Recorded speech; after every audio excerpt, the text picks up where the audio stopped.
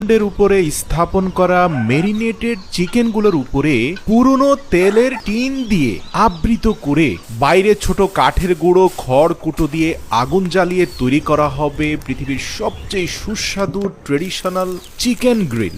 আর প্রস্তুত হওয়ার পর আপনি দেখতে পাচ্ছেন এগুলোর মাংস কতটা টেন্ডার দেখাচ্ছে। এই অ্যামেজিং পদ্ধতিটা ব্যবহার করে ইতিমধ্যে থাইল্যান্ডের এই পরিবার দারুণ সফলতা পেয়েছে। মাত্র ৩ জন ব্যক্তি মিলে তারা এই চিকেন গ্রিল আইডিয়াটা চালু করে। বর্তমানে দৈনিক ৩০০ থেকে ৩৫০ মুরগির এই রকম চিকেন গ্রিলের অর্ডার থাকলেও তারা ১০০টির বেশি তারা ডেলিভারি দিতে পারে না। কথাই বলে বিজয়ীরা ভিন্ন কাজ করে না, তারা একই কাজ ভিন্নভাবে করে। আর আমাদের দেশে সাধারণ রেস্টুরেন্টগুলো যেভাবে গ্রিল তৈরি করে থাকে সবার মতো একই পদ্ধতি অনুসরণ করলে মার্কেট ধরাটা আপনার জন্য কঠিন হয়ে যাবে বা আপনি ব্যবসায় ওভাবে সফলতা পাবেন না। তাই বিজয়ী হতে একই কাজ একইভাবে না করে ভিন্নভাবে ভিন্ন কোনো কৌশলে নতুন কোনো আইডিয়া আবিষ্কার করে করার মাধ্যমেই সফলতা পাওয়া যায়। তো থাইল্যান্ডের এই গ্রামটি অত্যন্ত শুনশান, চমৎকার। ৩ ভাই মিলে সিদ্ধান্ত নিল যে ১ থেকে ১৫০ বছর আগে যেভাবে চিকেন রোস্ট তৈরি করা হতো সেভাবে তারা তৈরি করবে। পূর্ণাঙ্গ অন্তত ২৫ থেকে ৩০টি মুরগিকে সর্বপ্রথম তারা প্রয়োজনীয় মশলা দিয়ে ভালো করে সেগুলোকে মেরিনেশনের জন্য রেখে দিল। মেরিনেটেড হওয়ার পরে আপনারা দেখতে পাচ্ছেন যে চিকেনের মধ্যখান বরাবর দুটি কাঠি ঢুকিয়ে পরিষ্কার লৌহদণ্ডের উপরে তারা মুরগিগুলোকে স্থাপন করলো সেই কাঠির সাহায্যে।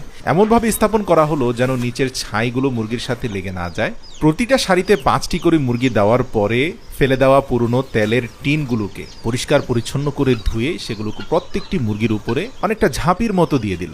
বাইরে যে খড়কুটো দিয়ে আগুন জ্বালানো হবে সেখানে কোনো ছাই যেন রোস্টেড চিকেনের ভিতরে ঢুকে না যায় বা কোনো ময়লা আবর্জনা না ঢুকে সেজন্য প্রোটেক্টর হিসেবে দেওয়া হয়েছে। এর পরবর্তী ধাপে আমরা দেখতে পেলাম শুকনো খড়গুলোকে একটা লাঠির সাহায্যে আলতো করে প্রতিটা ড্রামের মধ্যখানে ঢুকে দেওয়া হচ্ছে। এবং এবার যখন আগুন জ্বালানো শুরু হয়ে গেল আস্তে আস্তে দেখা গেল উপরের সারির খড়গুলো দ্রুত পড়ে গেলেও নিচের দিকে যে খড়গুলোকে চেপে চেপে ঢুকানো হয়েছে সেখানে দীর্ঘ ১৫-২০ এমনকি ৩০ মিনিট পর্যন্ত চাপা খড়গুলোতে আগুন রয়ে গেল, যার মাধ্যমে ভিতরের দিকে উত্তাপ প্রবেশ করছে। এখন মনে হতে পারে যে এত কষ্ট না করে মাইক্রো ওভেনের মধ্যে সেগুলোকে গ্রিল করে ফেললে বা ইলেকট্রিক ওভেনে গ্রিল করলেই তো হতো।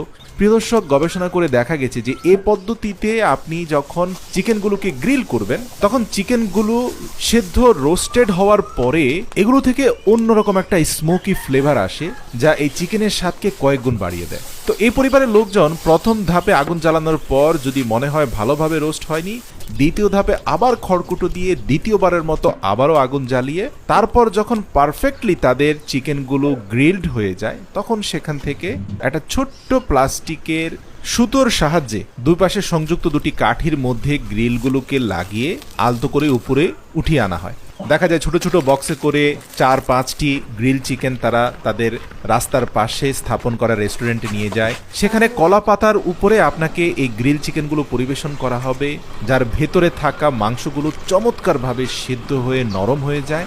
দেখতে যেমন সুন্দর, এগুলো খেতেও অসাধারণ। বিশেষ করে এগুলোর স্মোকি যে একটা ফ্লেভার বা ঘ্রাণ রয়েছে তা এক কথায় অসাধারণ। আপনারা দেখতে পাচ্ছেন পুরো চিকেন থেকে চিকেন লেগ, ব্রোস্ট বা মাংসের যে কোনো অংশ আলতো করে স্পর্শ করা মাত্রই ছুটে চলে আসছে আর এগুলো খুব ভালো সেদ্ধ হয়েছে। প্রিয় দর্শক, আমার এই ভিডিওটি উপস্থাপনের পেছনের মূল উদ্দেশ্য হলো আমাদের দেশের যে কোনো বেকার ভাই এবং বোনেরা ছোটখাটো প্রতিষ্ঠানের মাধ্যমে নিজেরা নিজেদের পায়ে দাঁড়াতে চান, তাদেরকে এমন আইডিয়া দেওয়া যেটা হয়তো মার্কেটে অ্যাভেলেবল না। আমি বিশ্বাস করি এগুলোর যে কোনোটা অনুসরণ করে আপনি আপনার নিজের পরিচয় সমাজ এবং পৃথিবীর সামনে সুদৃঢ় করতে পারেন। এই গ্রিল চিকেনগুলো থাইল্যান্ডের এই পরিবার স্টিকি রাইসের মাধ্যমে পরিবেশন করে। আপনি চাইলে ভিন্ন কোনো লুচি, নান অথবা রুমালি রুটির মাধ্যমেও আপনার কাস্টমারের কাছে পরিবেশন করতে পারেন। ভিডিওটি ভালো লাগলে আপনার প্রিয়জনদের দেখাতে অবশ্যই শেয়ার করুন।